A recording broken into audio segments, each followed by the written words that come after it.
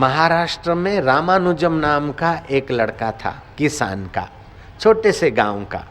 पिता गरीब होने के नाते उस लड़के को 7वीं क्लास पास करके बम्बई के मुनीमों के पास नौकरी करनी पड़ी। क्या करना पड़ा? लड़के का नाम था रामानुजम। ओ मुनीम लोग चौपड़ा लिखते लिखते जब भूलते, हिसाब नहीं जमा सकते, रामानुजम तो चपरासी का काम करता था। चाय ले आओ, पानी ले आओ, स्याही खत्म हो गई खड़िए में, स्याही ले आओ, कलम लाओ, ये गलीचे के चादर बदल दो, झाड़ू लगा दो। छोटा काम करता था, लेकिन उसका दिल छोटा नहीं था। छोटे घर में रहता था, लेकिन इसकी समझ छोटी नहीं थी। वो मुनीम जब हिसाब करते करते सिर पर हाथ रख के बैठते, मुंह में कलम डालते, खोपड़ी ठोकते, तब रामानुजम हंसते हंसते बोलता है कि क्यों खोपड़ी ठोक रहे हो? बोले हिसाब नहीं मिलता है। मेरे को बताओ, मैं सुना देता हूँ। अरे बोले जा जा, तू क्या सुनाएगा? तू तो 7वीं पढ़ा है, हम तो मुनि में करते करते 60 साल के हो गए, तू क्या बताएगा? जा जा चालिया। फिर भी रामानुजम घबराता नहीं था और गुस्सा नहीं करता था। जो जरा जरा बात में गुस्सा नहीं करता है वो बड़ा आदमी है कि छोटा आदमी है? और जरा जरा बात में जो गुस्सा करता है वो बड़ा आदमी होते हुए भी छोटा है कि नहीं है? हाँ, तो तुम जरा जरा बात पे गुस्सा नहीं करोगे ना?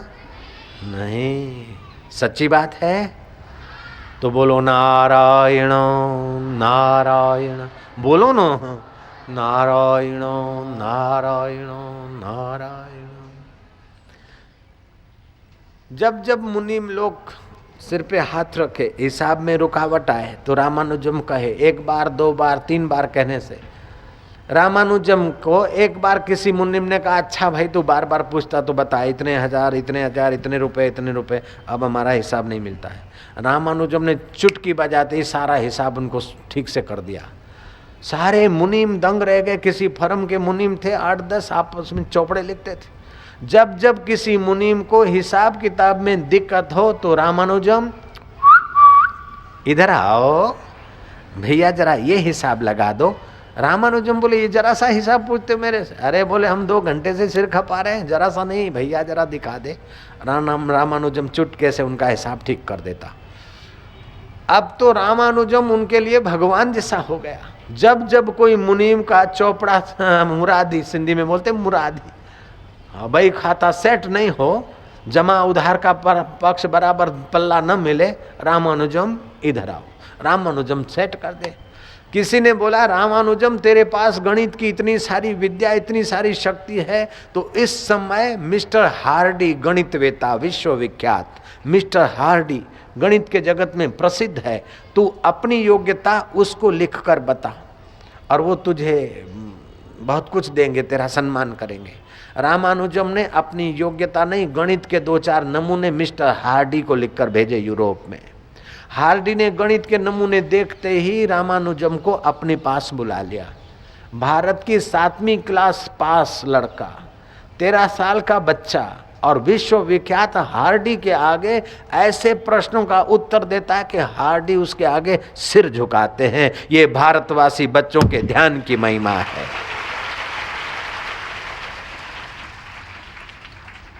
हार्डी जो सवाल पूछे गणित का चटाक से जवाब, जो सवाल पूछे फटाक से जवाब। हार्डी हैरान हुआ कि व्हाट इज दिस, आखिरी है क्या?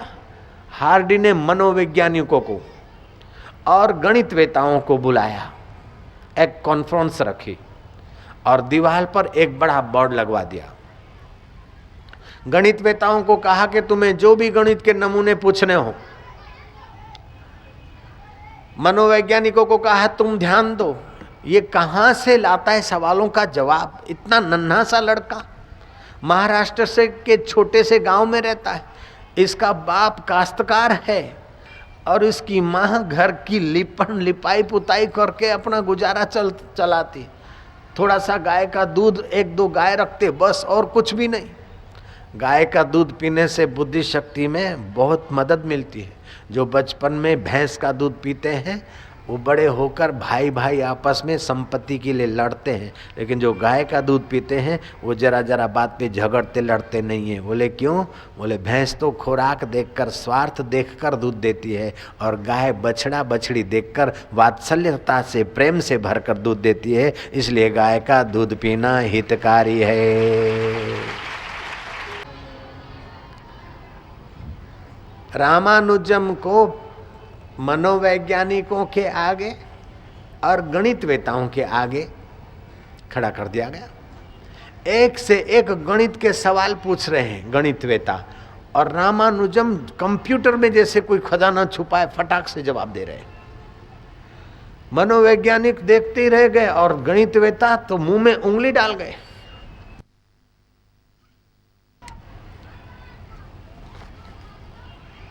एक बार रामानुजम बीमार पड़ा और हार्डी उसको हॉस्पिटल में मिलने गया।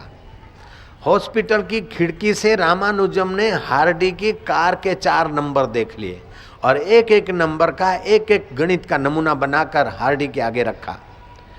एक गणित का नमूना हार्डी को थोड़ी देर में समझ में आया, दूसरा नमूना समझने में हार्डी को खूब कसरत करनी पड़ी, तीसरा नमूना समझने में मिस्टर हार्डी को 6 महीने लगे, और चौथा नमूना जीते जी हार्डी समझ नहीं सका। मिस्टर हार्डी ने विल लिखा है। ध्यान से सुन रहे ना?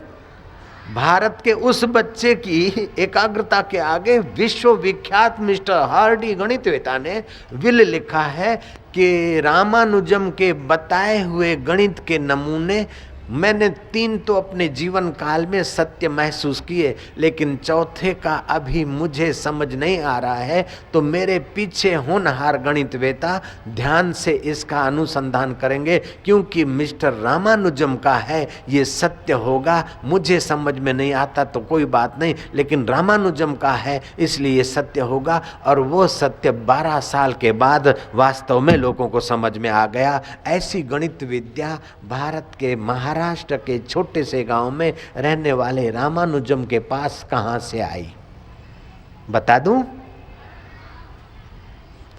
मनोवैज्ञानिकों ने भी अनुसंधान करते हुए बताया था कि रामानुजम जब बोर्ड के तरफ देखता है तो उस समय वो प्रश्न देखते समय अपने आप को भूल जाता है, प्रश्न ही बन जाता है, और प्रश्न देखते समय उसकी आंख की पुतली इधर उधर नहीं हिलती। बोर्ड पर जो शिक्षक लिखता है अथवा जो प्रश्नकर्ता लिखता है उसको ऐसे पढ़ता है मानो प्रश्न को वो पी रहा है, और प्रश्न का पूर्ण विराम आते आते रामानुजम की आंखों की पुतली ऊपर को चढ़ जाती है, जहाँ योगी बोलते तीसरा नेत्र, ज्ञान शक्ति का भंडार। रामानुजम की आंखों की पुतली ऊपर चढ़ जाती है और फिर रामानुजम फटफटाक बोल देता है और सच्चा निकलता है। तो रामानुजम का पिता बचपन में रामानुजम को किसी सद्गुरु के पास ले गया था। सद्गुरु ने मंत्र दीक्षा देते समय रामानुजम को जहाँ तिलक करते हैं वहाँ ध्यान करने की टेक्निक बता दी थी, इसलिए उसका तीसरा केंद्र ज्ञान केंद्र खुल गया था और रामानुजम गणित जगत में प्रसिद्ध हुआ। रामानुजम को अगर सद्गुरु का सानिध्य लंबा समय मिला रहता तो रामानुजम सहस्त्र सार तक भी पहुँच जाता। आत्मा परमात्मा का साक्षात्कार करके बुद्ध, कबीर, महावीर और शंकराचार्य की नाई अभी विश्वविख्यात संतों के द्वारा भी वो पूजा जाता है। इतना महान बन सकता था, ऐसा महान बनने का अवसर सबके हृदय में छुपा है। बीज रूप में अद्भुत शक्तियां सब बच्चों के अंदर छुपी है। तुम लोग गाओगे?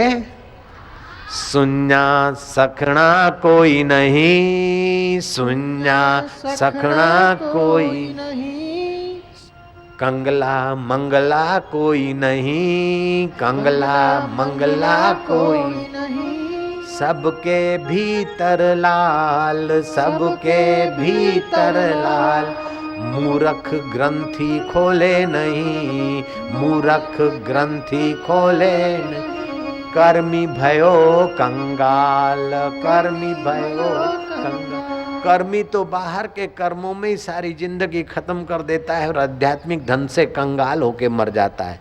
और मूर्ख को तो समय ही नहीं मिलता है, पता ही नहीं चलता कि हमको आत्मशक्ति जगाना चाहिए।